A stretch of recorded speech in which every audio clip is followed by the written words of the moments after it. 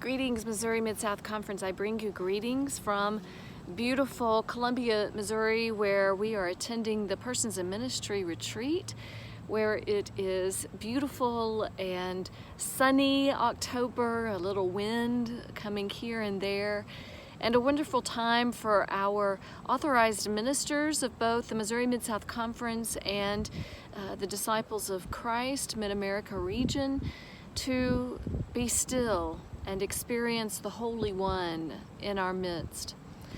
I also think that some of us have taken a bit of a break from the past few days and week related to the Supreme Court hearing of Brett Kavanaugh, especially from Thursday in the testimony of Dr. Blaisey Ford, of her experience and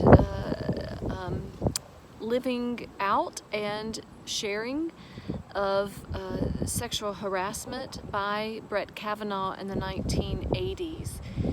I don't know about you, but for me, that testimony was very difficult to listen to and receive. It was very important, but a part of the difficulty was because it brought up my own experience of sexual harassment. And as I have talked with other colleagues, some of you, our local church folks, as well as watching the media and news outlets, to say that her testimony has triggered other people all over the country. For those who have experienced such devastating trauma, to be told that you shouldn't have been in this place, you shouldn't have been wearing this, if it really did happen, you should have notified someone at the time instead of now, and in some ways re-victimizing the survivors in that moment. And I found myself enraged and in tears and sad, and at moments feeling helpless and perhaps a bit hopeless.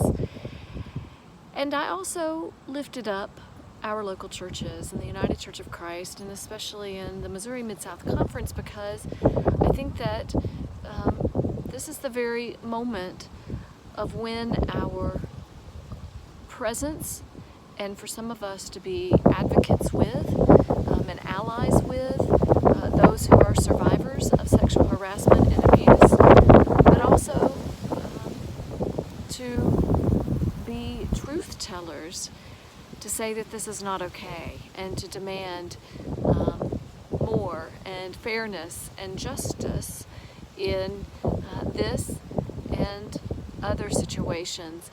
It amazes me that the sexual harassment and assault hotline has tripled in the past week since Dr. Ford's testimony, and the awareness that it's all around us, these experiences of young women, of older women.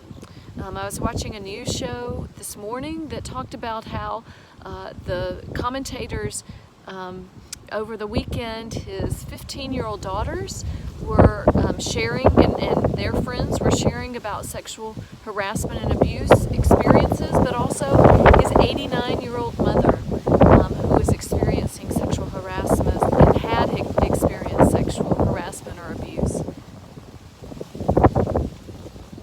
It's happened in all of our churches, in all of our schools, in all of our communities. And the question that I offer to us as faith community, as spirit-filled people of God, is: what is our role and responsibility to be in this time, especially with those who are survivors of sexual harassment and abuse?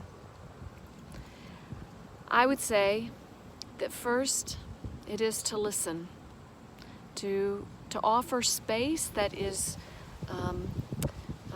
invites trust. It is to be silent like Zechariah, and to listen to the divine truth of those survivors. I would also say that in places of appropriate venues, it is to speak truth to those powers, whether it is our elected officials, whether it is our school officials, whether it is our church officials, to say this kind of sexual harassment and abuse should not be tolerated in our communities. And third, it is to look to the ways of Jesus and how he stood with, rather than throwing the stone at the woman in the midst of a society that wanted to do that and expected him to do that. He stood with her as an advocate and ally, not telling her story for her, but to stand with her and say, what you do to her, you do to me. How are we in the local church, in the Missouri Mid-South Conference of the United Church of Christ, being called to stand with? It goes back for me in our conference ministry theme of building courageous relationships. We have to be inviting that space for survivors within our church and our local communities, but also it's building courageous relationships with powerful people who say that this is their imaginations and that it didn't happen, and I admire our ministers in all of our local church settings who take seriously the responsibility to both provide sacred space for survivors and to speak truth to power and elected officials and the community in that capacity. I respect our church members who, as October begins Clergy Appreciation Month, who offer that space of support and strength with our ministers to know that this is who we are as the United Church of Christ, that we take seriously our role to follow the ways of Jesus, to stand in support and as allies with those whom society is trying to throw stones at survivors. And instead of picking up a stone and condemning, we are called to stand with, to reach out, to listen, and to love. This is our ministry in building courageous relationships in this difficult time and every day. May we be partners in this ministry, this day and forevermore. Amen.